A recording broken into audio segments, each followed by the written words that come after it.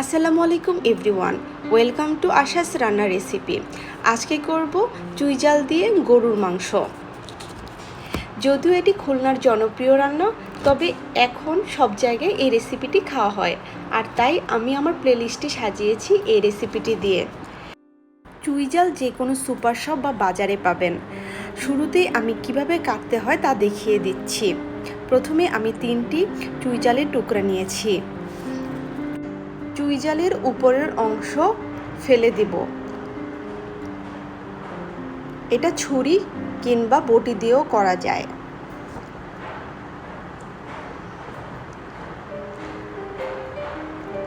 উপরের অংশগুলো ময়লা থাকে, তাই এগুলো খাওয়া যাবে না। উপরের অংশ ফেলার পর এরকম হয়েছে। এবার একে লম্বালম্বিভাবে 4 টুকরা করে নিব।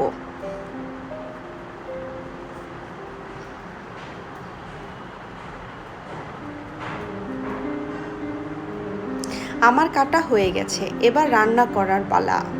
শুরুতে একটি বড় প্যানে 1.5 কেজির মতো গরুর মাংস নিয়ে নিচ্ছি। এরপর এতে পরিমাণ মতো লবণ দিতে হবে। আমি এখানে আমার মাংসের পরিমাণ অনুযায়ী লবণ দিয়েছি। তারপর এতে 7 থেকে 8টি এলাচ দিচ্ছি। এলাচের মাথাটা একটু ফাটিয়ে নিয়েছি। কিছু লং, 2টি দারুচিনি, একটি বড় এলাচ, একটি বড় জয়ত্রী। আমি জয়ত্রী ভেঙে দিচ্ছি। 3 টেবিল চামচ পরিমাণ রসুন বাটা,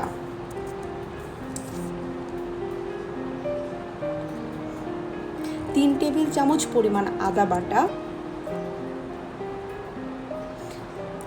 আমি এখানে মশলা দিচ্ছি আমার মাংসের পরিমাণ অনুযায়ী। 2টি তেজপাতা, তেজপাতার মাঝখান দিয়ে ছিঁড়ে দিচ্ছি। এবার দিয়ে দিচ্ছি 1 বাটি পেঁয়াজ কুচি,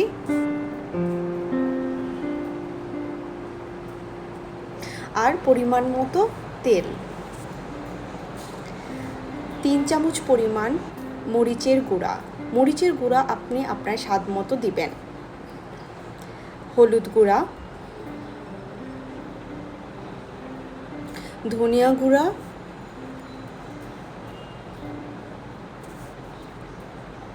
আর জিরার গুঁড়া।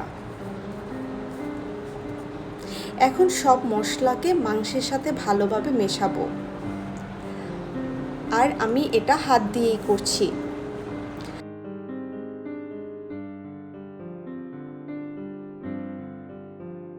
না, এবার দিয়ে দিচ্ছি পানি। তবে এখানে আমি পানি বেশি দিব না, হাতে মশলা যতটুকু লেগেছিল ওইটাই ধুয়ে দিয়ে দিচ্ছি। এবার একে ঢেকে দিব। এবার একে ভালো করে কুক করতে হবে। ঢাকনা তুলে নেড়ে দিচ্ছি। চুলার আঁচ মিডিয়াম রাখবো। এতে করে মাংস থেকে যে পানি বের হয়ে আসবে, ওই পানি দিয়েই মাংস সিদ্ধ হবে।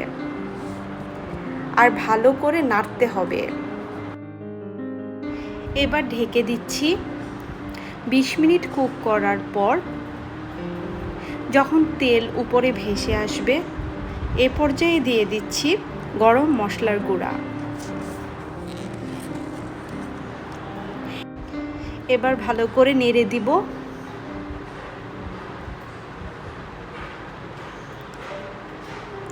আর খেয়াল রাখতে হবে নিচে যেন লেগে না যায়।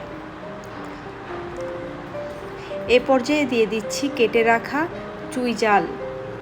কেউ যদি ড্রাই চুই ঝাল কিনে থাকেন, তবে রান্নার 7 থেকে 8 ঘন্টা আগে পানিতে ভিজিয়ে রাখতে হবে। আর রান্নার শুরুতেই দিয়ে দিতে হবে, তা না হলে ভালো করে সিদ্ধ হবে না। আর চুই ঝাল ভালো সিদ্ধ না হলে খেতেও ভালো লাগে না। এবার একে খুব ভালো করে কষাবো। এই পর্যায়ে দিয়ে দিচ্ছি আগে থেকে পরিষ্কার করে রাখা রসুন।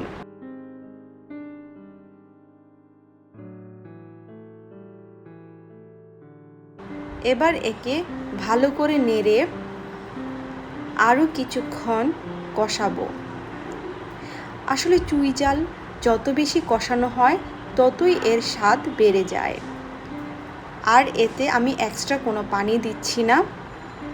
মিডিয়াম আঁচে রান্না করব যতক্ষণ পর্যন্ত মাংস সেদ্ধ না হয়ে আসে। আমার রান্না শেষ, মাংস সিদ্ধ হয়ে গেছে আর এতে যে পানি ছিল তাও শুকিয়ে গেছে।